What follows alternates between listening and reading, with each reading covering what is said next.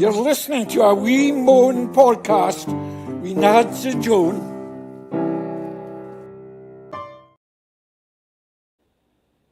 Welcome back to a Wee Moan podcast. This is Nads and Joan, and we are your specialists in all things pop culture, entertainment, and celebrity news. But today, we are going to hone in on a particular subject close to our hearts: true crime. True crime it is this morning, Nadia. Very exciting. Let's tell the three things that we will be talking about, which is Black Coast Vanishings.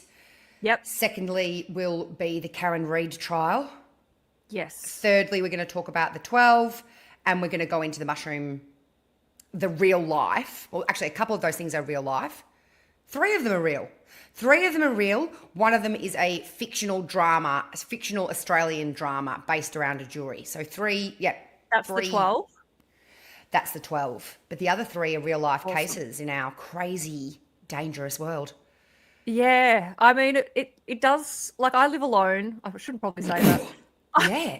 And it does creep you out. Like I actually can't remember what I watched last night, but it was I can't remember the name of it, but it was a terrifying case of the East Coast murders in, like, this guy had, anyway, I'm rambling. You've already launched into another. I've launched into another one, but I didn't take any notes on that one. But all I'm saying is it does, like, get into your nervous system. Like when I was, like, letting my dog out, you know, for a wee, it's all pitch dark. I was kind of gets under your skin. Like, psych yourself out, totally. I mean, at least you've got little Romy there with you. That's true, and he's a very big dog with very big teeth. He's everybody, scary. He's pretty scary. Yeah. So start us off today. We're going to be talking about the Black Coast Vanishings. So Black Coast Vanishings is a 4-part documentary, and it's I'd say it's quite high quality. It's not trashy. I would not describe this as trashy, would you? No, it's high quality. It's extremely disturbing. Like it's set with the background of this beautiful town in New Zealand, in the North Islands of New Zealand, called Piha. It's a stunning backdrop. Yes, it is spectacular and it is haunting. Yeah. And if anyone has ever driven to Wilson's Prom, you know when you're entering Wilson's Prom and it's sort of there's that huge, you drive through sort of you're driving into a mountain, you're driving up, and you feel like you're entering a very special place. Yes. This place, very Piha, sacred. Is that on steroids? Yeah. Don't you reckon? Oh, absolutely. It's so it was started by a group of surfies, like in the 60s and 70s, because it's actually a surf town, and it's just sort of developed from there. And, like, over the years, it's kind of bred this culture. Well, a lot of drugs have come into the community, and also this culture of womanizing, and there's been a lot of rape cases there, and just the culture of women are, like, being pretty disgusting to women, I'd say. Well, it seems that there's possibly not only one Ivan Milat on the loose in Piha, but possibly a pack who like to go hunting together. It's just it's horrible. And there's also, like, a lot of, it seems like they've got an issue there with methamphetamines. Is that fair to say?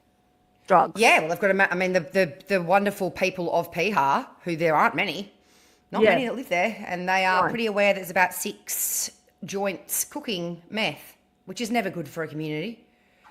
I'd be free, like, if I was, first of all, it's sort of disrupted my view of New Zealand, because I was there, I did one of the great walks there. It is the most pristine, what I saw of it is the most pristine, beautiful, untouched, unadulterated places in the entire world. Like, it is like from the sets of Jurassic Park. Like, it's really stunning. And to see beautiful. This true crime story, I don't know, it's sort of tainted my view of New Zealand, which is but then also it's also incredibly wild and remote. So it's you know what I mean? Like, there's not many people there. It's one of the less populated places on Earth. And it's got these beautiful dark beaches with black rocks and miles and miles of nothingness with no people around.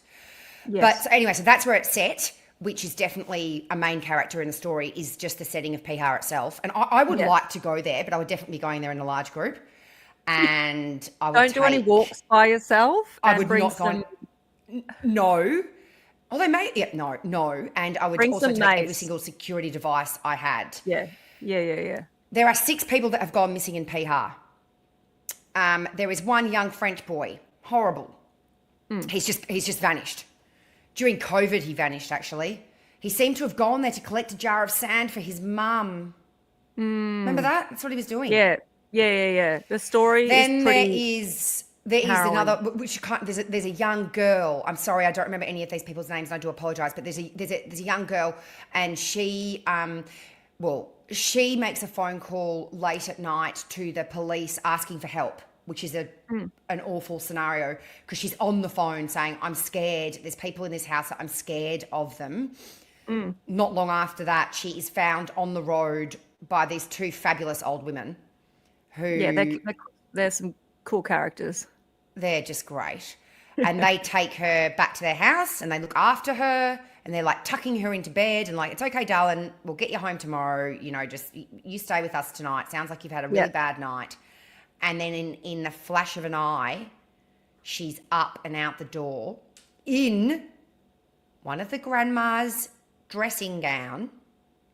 Yeah. Who, the grandma says, her first thought was, she's taken my dressing gown. Yeah. Until they then drive out they follow her, and they're driving down the street thinking, well, she has to be around this corner. And then the dressing gown just like lands on the ground in front of them, and she's never been seen again. So there's her, and then... I think that was for dramatic purposes, like them throwing I don't think that they came to it being thrown into the air. But yeah, she was... like it was... You feel like it was thrown? They came to it. It was still floating down to the ground as they saw it. But so she was naked.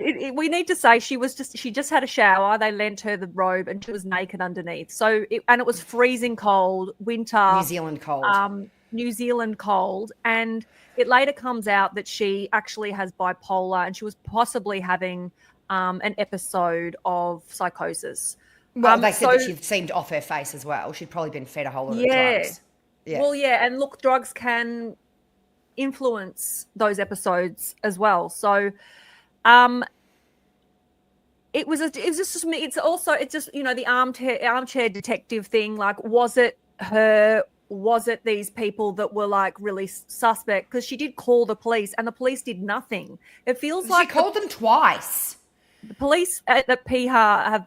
They really have to we need some answers from them. Well, she's got like 4 beautiful sisters who come out saying that they're sitting on their ass, those police. And then her poor ex-boyfriend who didn't answer the phone to her. You can tell he's really very distressed. Yeah, distressed about that. And then another woman goes missing. Who are the other 3, Nadia? I can't remember, but. Anyway, no one's found anything, but everyone pretty much says there's something. Oh, sorry, there's multiple rapes. Yes, but also just multiple stories of women who go up to that area and go running, and they go and park their car, and within seconds, like a car will just come screeching into the car park, and instinctively these women know to hide, because I'm always like, why didn't they just turn around and go up to them and be like, what are you doing? But they hide, and then these men are like running through the bushes trying to find it's like them. It's like a chase. It's like chasing their prey. And the only way they can describe it is like they're being hunted. And the men, one of them is yelling something like, I just want to taste you. Yeah, gross. Anyway, it honestly feels like these men get on like a meth, whatever they're doing, and then it's just like predator and prey, and they like literally gang rape women and like, can you imagine you're in a picturesque hike, and all of a sudden you've got these men or man like chasing you, and you've got to hide or run. It just sounds horrendous, and this has happened time and time again. This isn't just a one-off story. It just feels like the culture and the men there just have a really warped sense of entitlement in terms of and just sick, like evil people. I wonder if the cops have like sent any plants up there, like sent a female policewoman up there to go for a jog, and they're just like watching, waiting for the attack to take place. Yeah, maybe that would be a way to catch these people. No idea. Well, that would maybe you should ring in and give that some them. advice. Well, it sounds like the Piha police are sitting on their hands with it, but I hopefully, like with this documentary coming out, that they're far more like invested in protecting their towns and the people within the towns, because it's a tourist spot. It's an actual tourist destination. And if I don't want to go there. I mean, you want to, but I actually no. do But not I know want what to you go mean. there. I know. Like if my daughter said to me, "Mum, I'm going to go for a holiday in Piha," I'd be like, "No, you're not. Absolutely not." No. Yeah. But Or like my son. overall, pardon? Well, they seem to take anyone. Like it's not just females that have gone missing. Yeah. But I mean, I feel like in the actual documentary, like we do go on a bit of a ride of because it sounded like that French guy was involved with like he owed people money, and like so they actually do take you on a ride with, was it like, like were they trying to commit suicide, because also there are a lot of cliffs there, and there's a lot of people that go there to take their own lives, and so they're sort of like switching from the two things. And also with that woman with bipolar, was it, she had a psychosis and she went into the ocean. Like if someone was committing suicide, the body would appear, wouldn't it?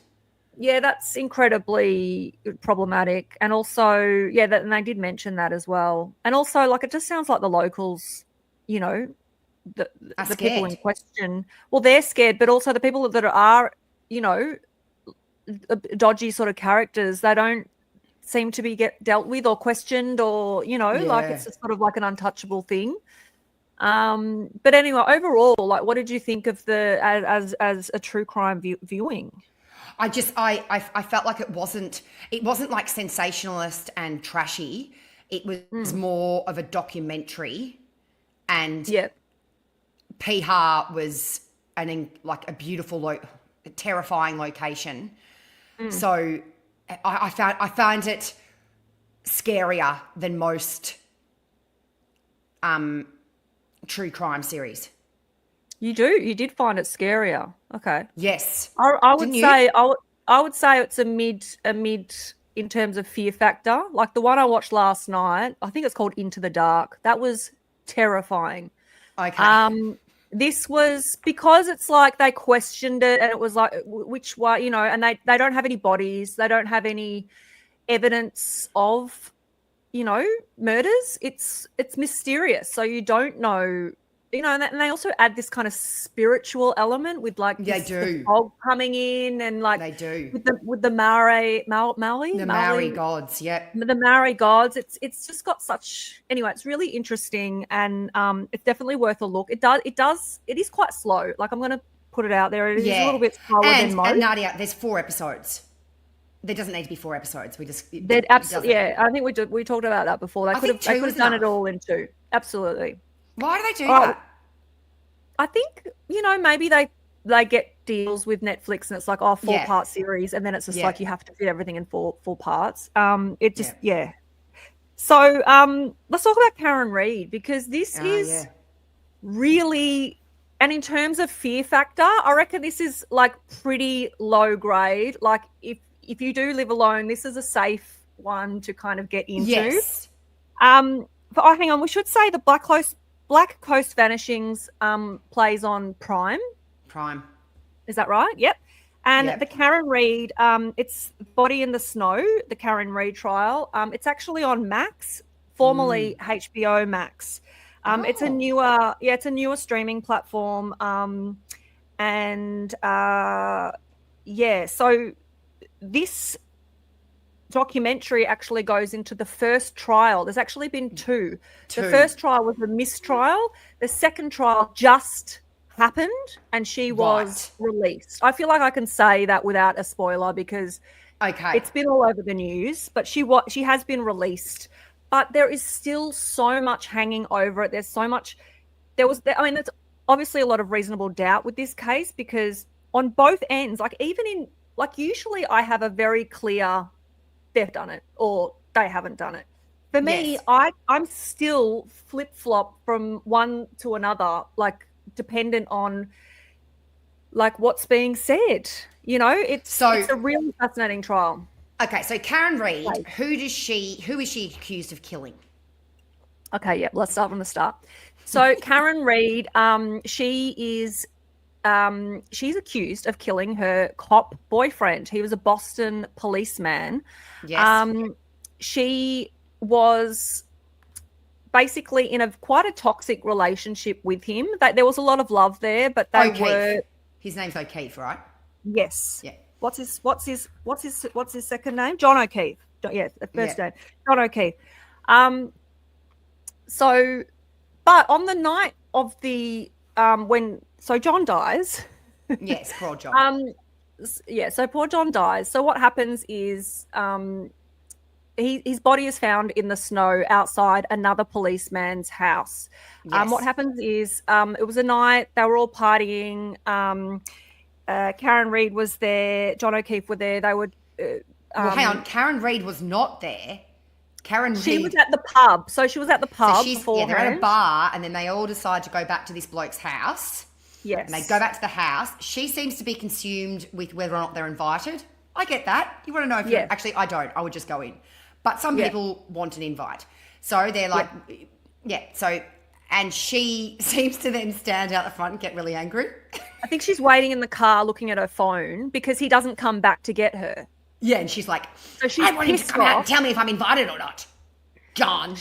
She's pissed off. She drives back home. She's furious. She calls him 50 times, Nadia. She calls him 50 times and leaves the most hinged messages on what his does she say? phone. She's basically John. like, well, John, you're cheating on me. Like like it's just everything under the sun. Like, she goes to town. Yeah. Basically, the next morning she realizes like early in 6 o'clock in the morning, she's like, where is he? And just flips out and starts frantically looking for him.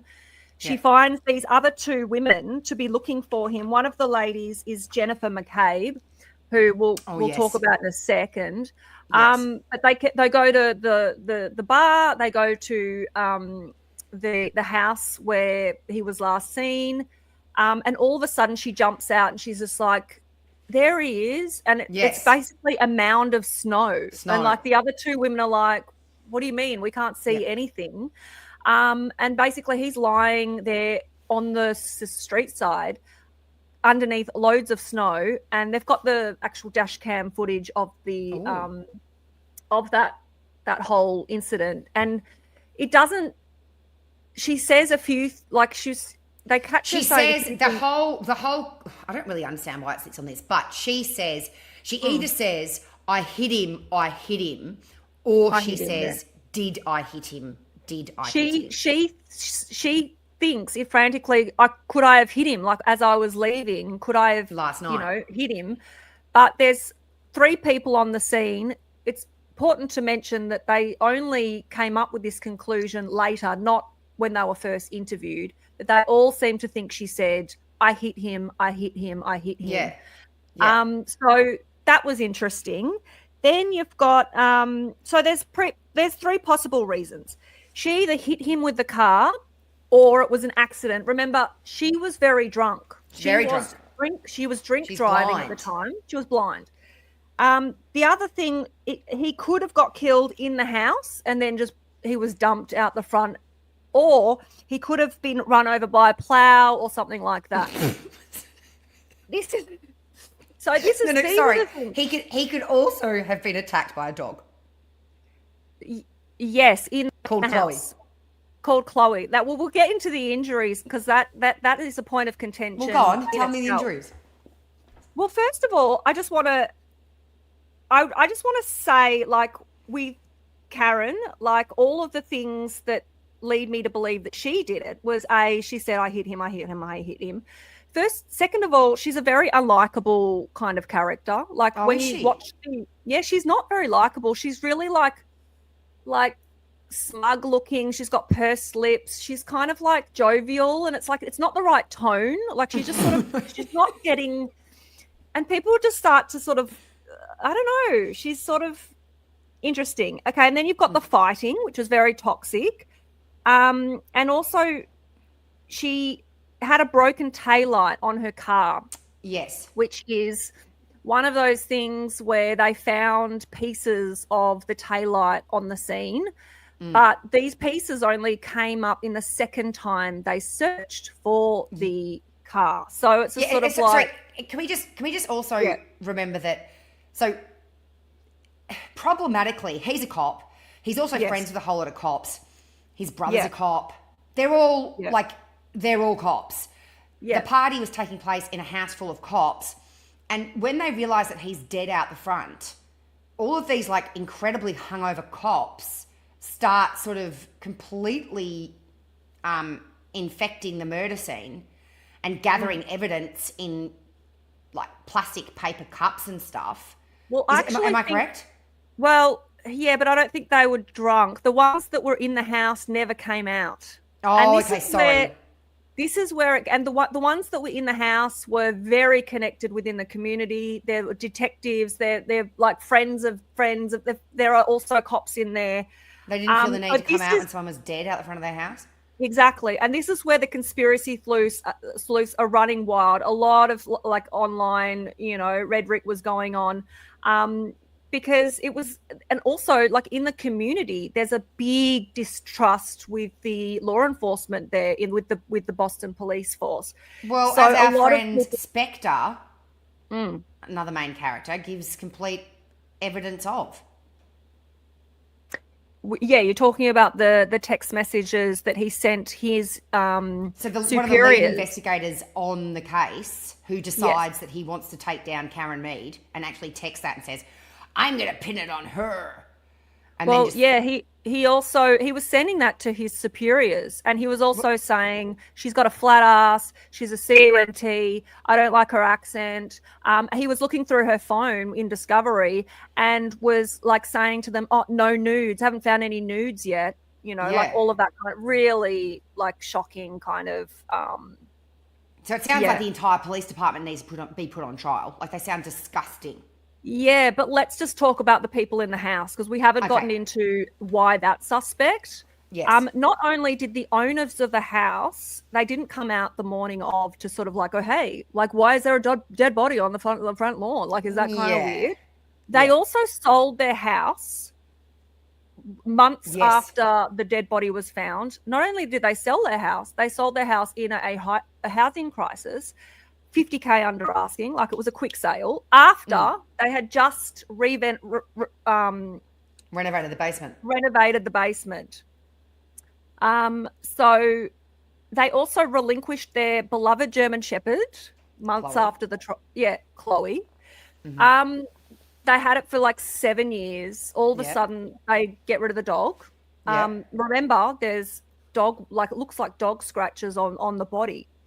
The house was never searched, and that is a very key thing because not only was it never searched, like you would think if there's a dead body, one of the jurors actually came out who was a black man. He said, if I had a body out the front of my house, the first thing they would do would ransack the bloody house and just go through everything to work out who's murdered. Yeah.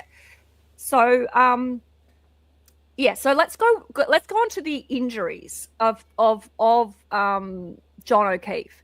He had a blunt cut on the back of his head. Both his eyes were blackened and bruised bleeding from the nose and ear or something. And he had these scratches on his arms, but he had no impact, like blunt impact on the body that would be consistent with a car hitting you in the chest. Yeah, because, I mean, unless he was very, very small man and would be hit in the face by a car, you would think that it would be consistent that his chest would have been bruised. None of that was seen.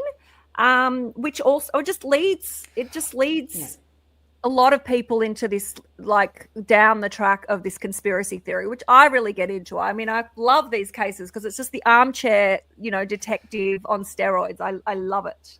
Yeah, but why? But so the defense of Karen, who are saying no, she did not run him over. Was the prosecution suggesting that Karen ran him over on purpose? Well, I don't know. I think there was like the two. No, they didn't. It was murder too. It was manslaughter. Yeah, that's right. They were suggesting that it was by accident. Yes. But for some reason, they decided to go one step further and just make up this story that he was beaten up inside the house with like weights. Yeah. Well, that is the defense. What they're claiming, that he was hit over the head with weights because it was down. Because a lot of people in the house didn't see him. So maybe he was escorted down to the basement and was struck. Maybe there was like some maybe John McCabe had an affair, like there could have been some infighting with the police. So yes, hit in the back, maybe hit in the front, and then the dog started attacking his arm. And then he was dumped, and then they were trying to say they dragged him out the back and dumped him in the snow. Yeah, but then all of a sudden they decide to pin it on Karen, who's quite irate, and she's possibly an easy target because she was really drunk that night. I suppose, but I feel like she's not an easy target. Like, because anyway, they then get evidence of like her car light and stuff. Well, can I just show you? We've got some footage actually. So what happened is that they impounded. They bought the car in, and they basically have video footage of the car being taken in, and then we see a forensic policeman going behind the car where this taillight was in question and just stand there. We can't see because he's behind the car, but I actually have the footage right now, and I'd love to show the people at home. Well, I want to see it. So it is a mirror image of what is actually taking place as recorded by the camera. Can we play this forward? Yes. There's the man you see where going towards Mr. Proctor. Let's go ahead and pause it. What? You see where Mr. Proctor went. Yes, the video depicts him going to that portion of the vehicle. I'll just pause it there because it's quite boring. But you can see that the man, he stays behind in that little position right at the taillight facing the car for about 5 minutes doing God knows what. And then we have the evidence all of a sudden that the taillight, more and more of this taillight was found on the actual scene of the crime. So apparently more pieces. Yeah, so you're saying that the police have removed some of your headlight and then sprinkled it in the snow. Let's know. Yeah, it was already pre-broken. And Karen Reid does have the footage of her backing, because she's got a ring light at her home, and she backed into a car. And she has footage of her backing into the car to create a little bit of damage there. But they created more damage there, is what they're trying to say. So that's really, really interesting. And there was just one more piece of evidence that is crazy, is this woman, what was her name? Jennifer McCabe, basically Google searches, how long does it take for someone to die in the snow at around 2 p.m. that night? And is she 2 a.m.? Is she in the house with the rest of the silly cops? Right. Yes. So what they do is they had forensic, technology specialists that come in. So on both sides, one of them for the prosecutors basically said, no, she had a Google search open, and then she only Googled that when they came across the body. Whereas the defense had an expert that said, no, she not only wrote how long does it take for someone to die in the snow, she deleted that The Google question. search. Yeah. So for me, that was the big, like, dun, dun, dun, I get so excited when it comes. I mean, I shouldn't, because it's when it comes to the armchair detective sort of stuff, when you you could go either way, and you're like, anyway. And I feel like this death was, in any way, it was a second degree murder, whether he was hit on the head and then it was a king hit or something, and he accidentally died, or he accidentally got hit by a car. I don't think anyone murdered anyone. Do you know what I mean? Yeah, like maybe he got in a fight and they dragged his body out in the snow. Or maybe she accidentally hit him with the car. But it doesn't sound like anyone purposely tried to kill him, unless it was Chloe the dog. And we'll never know, because Chloe the dog has been rehomed and she's living her best life. Yeah. But I highly recommend that trial. I think it's fantastic. If you don't have Max, then you can find loads of YouTube. But you can also. I'll bring up the podcast I found about it, which was quite. Oh, that was great. Yes, that was good, wasn't it? It was fantastic. Yeah. Crime Conversations. So True Crime Conversations, and that's just on Apple Podcasts. And the Karen Reid found not guilty in viral murder trial, because of course it goes kind of viral on TikTok, doesn't it? Yeah. Yes. Well, Now, let's get back. Let's get to our homegrown hero, Erin Patterson. So you don't want to do the 12? Oh, should I do the 12 first? Up to you. No, I'll do mushroom. So okay, go. Bring her up. So Erin Patterson. Now, everyone knows this. It's nice picture, Joan. Oh my God, poor Erin. I mean, not poor Erin. But so Erin is accused of murdering 3 people. They were going to accuse her of trying to kill her husband, but they've dropped those charges, I think, just to make it easier. Actually, that's incorrect. I'll get into that in a minute. So she's accused of killing 3 people: her mother and father-in-law, and like her great aunt. And their brother and their sister and brother. So 4 elderly people she invites to lunch. She tells them she needs to tell them something really important. She invites her ex-husband as well, the father of her 2 children. He declines at the last minute. She's very annoying and stipulates in a text message. She's upset by that. That's frustrating. I've gone to a lot of trouble. And then, lo and behold, 4 people come to lunch. She serves them all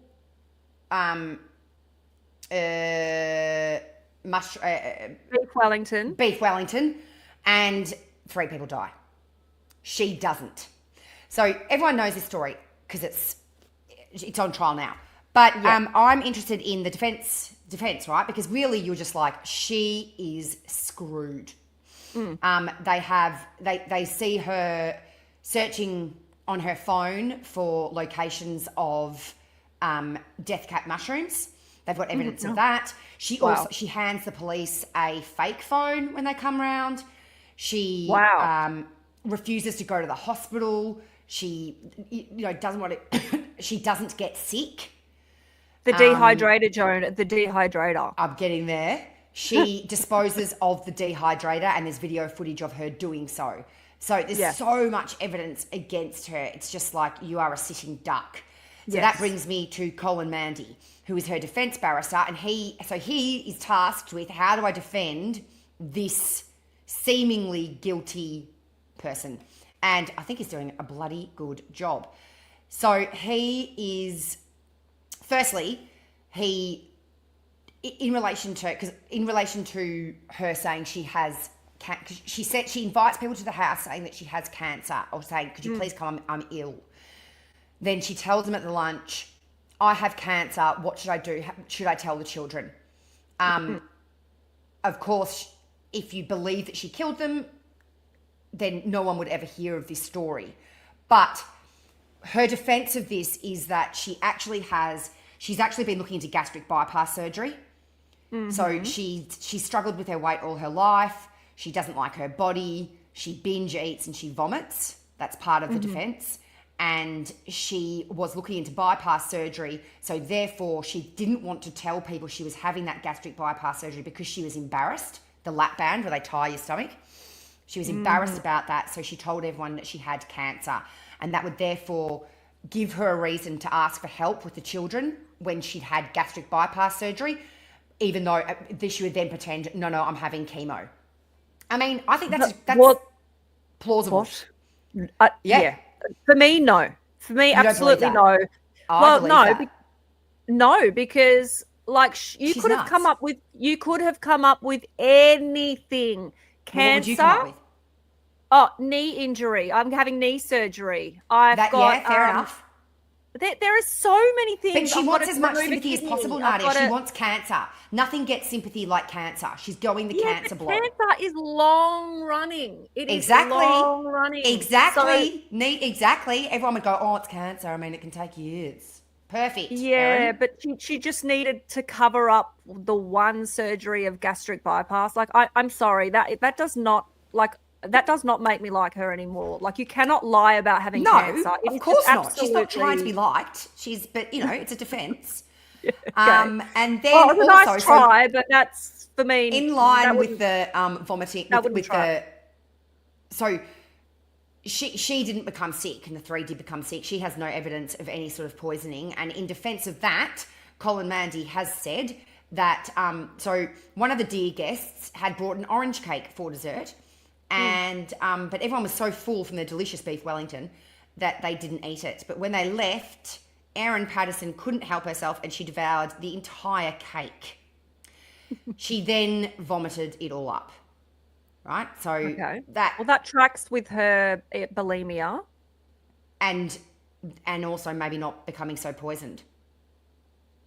Oh, you reckon she vomited the poison up? Well, so they don't have they haven't actually had like a scientist stand up and say, yes, if Erin vomited an hour after eating the beef Wellington, she would not be poisoned. She would have no toxicity enter her system. They haven't said anything like that, but the defense have sort of pushed that point in their closing arguments that Erin ate an entire orange cake.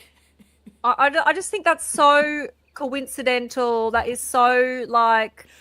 What a coincidence! Like, well, what would you do if you'd eaten poisonous mushrooms and someone said to you, "You've just eaten poisonous mushrooms"? Would you try? So you're saying this is a clever defense, and she's doing really well at like finding something. They're giving it everything they can do. They're throwing anything at the wall, seeing what sticks. I mean, good on them. That's their job, right?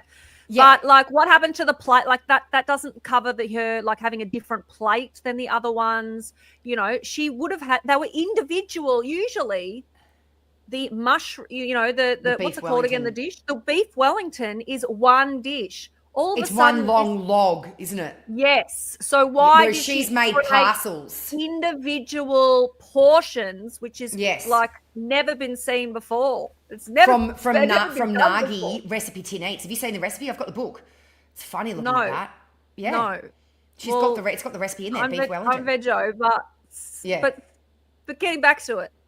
I feel like, they're doing a good job at defense, but if I was a jury, I wouldn't buy it. I think that's like grasping at straws. At straws? Absolutely. Yeah, but okay, fair enough. But you say that, right? And then we look back in history and we think of poor old the dingo ate my baby.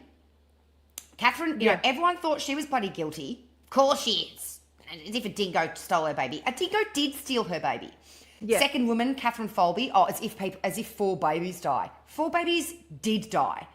Maybe Erin Patterson is a misunderstood woman who was just trying to get a bit of extra help with the kids and accidentally combined her love of dehydrating mushrooms with a deadly accidental lunch. Who knows?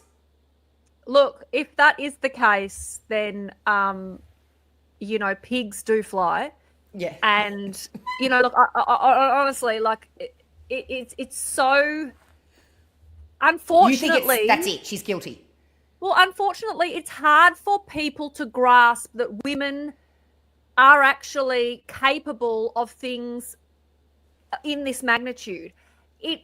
it is true. Women, if you want equality, you need to understand that women are capable of, they might do it differently. They may not use physical force or, use, a gun or a knife. They'll use manipulation and they'll use poison. It's it's what it is, but like there are people mad enough to do this. And she is one. She was a scorned woman. She was probably jealous. She was upset that he took her name off, that he said that they were Centrelink forms. Yeah, or something like that. Yeah. I don't know. Look, obviously, if she did do it, and I do think she did do it, yeah, she's completely mad. Anyone that murders do you think, as she cooked the beef Wellington, do you think she was laughing outrageously, like, I think she was probably, or was she singing some crazy song? I don't know about that, but I think, come on, if you are cooking a meal with the intention of killing someone, like a cauldron, would you get carried away and like start being like, well, it depends on how much of like the psycho, like if she really thought that she needed to do this, I don't know how. In her brain, like where on the level of psychosis that you have to be. She would definitely have been mumbling to herself, Nadia. She would definitely have been going, I'm going to get them like that. She'd either be have enough sense. She did have enough, or she could have been cackling, and her kids would be like, "What's she did so have funny, enough Mum?" sense to get rid of her phone, to get rid of the dehydrator, to use a different plate, to not get sick herself, to throw up, like. She had a lot of sense going on through there, so, Well, I've done a bit of research on Colin Mandy, and he says that, so he says that the power of images as opposed to words is important, and that if you, yes, using entertaining stories is fine. But what wins the cases are images, photos, and videos, which will persuade the jury to understand everything. So he explains how juries can connect with an accused person, Erin Patterson, over photos and what the photos depicts in a simple way that has nothing to do with words and empathy. He empathized how images can cut through and establish a connection in circumstances where there can be a distance and a disconnect between an accused person and jurors, as sympathy and prejudice are often ingrained in people and juries are not necessarily representative of a cross-section of society. So he's like written papers about this. Yeah. About how you must use images and videos in your defense. Unfortunately, I can't find all the images and that he has used in it. I do know that I'm pretty sure he used like a video of the boy and one of the men that's dead making a rocket. So I suppose trying to show that they were a great family and Anyway, we'll find out soon because I think they go into deliberation in the next couple of days. We'll find out if it's been successful or not. But he definitely had a hard task, and I feel like Erin Patterson has also been an incredible witness in the witness box. Like she is unpenetrable. Wow. Yeah, no, I've not been following that closely. But all I know from what I do here, I'm like, why are they even having a trial? She should be in jail. Well, I'll tell you one flaw that really gets it. So she seems to have like a photographic memory, and she says that, like she remembers everything. And whenever they question her about stuff, she's like, no, I know that happened at 8:13, or I went to this bathroom at this time. There's certain evidence about like her having to do a bush poo because she had diarrhea. So she's trying to, I know. So she's claiming that, I did have diarrhea. I had to do a bush poo, and then she disposes of the tissues from her bush poo in a toilet at a BP, and there's video footage of it. But so with her ability of always being able to answer everything that's thrown at her, right? There's one thing that she cannot answer, and that is she can't remember where she bought the mushrooms from. The mushrooms. Like she just can't remember that. Yeah. you know, the Asian grocery where she bought the mushrooms from. It doesn't That's fit not- with her. Yeah. Whereas Inconsistency. everything else they've created about her, I feel like it does fit. Like it does fit that, yeah, okay, she's a bit of a nutcase. She said she had cancer and really she was having gastric bypass surgery. I buy that. You know, she vomited because she ate all the orange cake. I buy that. Why did she not know what grocery she bought those mushrooms from?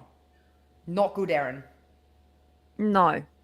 No. And look, if she vomited after a cake and she says she's bulimic, then she vomited it after a cake because she's bulimic. Like that doesn't have anything to do with her, not being poisoned by the bloody. Yes, it does, because she'd just eaten the mushrooms. No, I do not believe that vomiting can reduce the effects. You would still have some effects in your body if you've eaten poisoned. Yeah. Well, you're sorry, actually correct. If you eat an entire cake, that that takes a long time to eat. So that is more time for the mushroom to actually break down and do what it needs to do in the body, which is destroy every single, major organ in your body. And it happens quickly. I'm sorry. But do you know this? Make sense. Here's the clincher. I don't know if you know this or not, and I swear it's true. So her ex-husband, the one who didn't come to the lunch, he has had, like, a few years ago, he had severe organ failure and they couldn't work out what had caused it. Wow. Yeah. So she had been charged with attempted murder on him for the previous, from 5 years ago. He ended up in and out of hospital and had like half his liver cut out. What? How is this not like?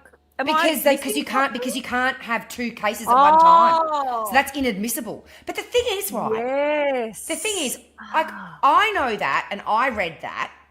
So do they just ask each juror? Do you really think she's innocent? Do you really? No, hand on that's. I heart mean, think that's. I don't know what. I don't know. How annoying if you were the juror and you were like, she's innocent, and then you come out of court and they're like, yeah, she tried to poison her husband 6 months ago. Yeah. But it's funny, like that. To me, that's highly relevant to the current. I know. Case. It's a history of trying to kill your fucking partner. Yeah, although I suppose there's no. So she was never put on trial for that, but you can't. I know. I was saying the same thing the other day. I was saying it to Andrew. I was saying, but like, it's so relevant. It's so relevant. He's got they couldn't work out what had caused it. But they dropped those charges just before it all went into court. So they must have been like, no, you can't do both or something. Yeah, I don't know.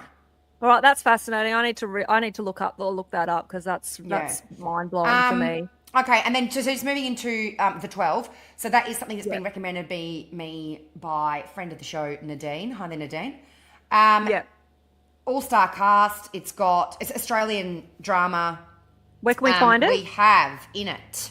Let me list them off. You can see Sam Neil there. You can see Brooke Satchwell, Kate Mulvaney, and Sam Neil. Tasma Walsh as well. I haven't heard her Brooke name Satchwell. in a while. Yeah. Okay. Yep. So where can we find this show? Is this Netflix? You can watch this on Binge. Which I am frustrated at for all of their ads. Bit over that. A lot of ads on Binge. Have you noticed that? Yeah. I've gone off Binge at the moment. Yeah. Because of the ads? The ads, and I don't know. I'm just not finding that they're adding like much content recently. Yeah. Anyway, so the 12 is it focuses around Sam Neil's a judge. A lawyer, the defence. Kate Mulvaney is on trial for murdering her niece. The niece's body has not been found, so there is no body in the murder. Yep. There's a bodiless murder, which you actually couldn't be charged with murder up to a certain point if there was no body. Okay. Really good reason As in, to hide a they body, could have been isn't it? missing. Yeah, right. So what is a 6-part series? Like, what are we talking here? I think we're talking about. Oh, I'm not sure. It's like 7 or 8 parts, but it's really good. It is really good. Okay. And there's a second series too. That. Yeah. Yeah. I'm really enjoying it. I'm only up to the episode 2 or episode 3, but it's good. And what is the 12 reference to? Just because I'm curious. 12 people on a jury. Oh, it's so there's no 12. So it's bodies going into the 12 people who've been selected as the jurors, and then also the case around it. It has a lot of like flashbacks to what's happened in the past, and a lot of CCTV footage of the murder, etc., etc. It's good. Yeah. It's good. Okay. Interesting. All right. Well, I'll get back onto binge then. I think that concludes our true crime episode of A Wee Moan. Thanks so much for joining us, everyone. Yep. Thanks, guys. Have we got any more parting words before we leave?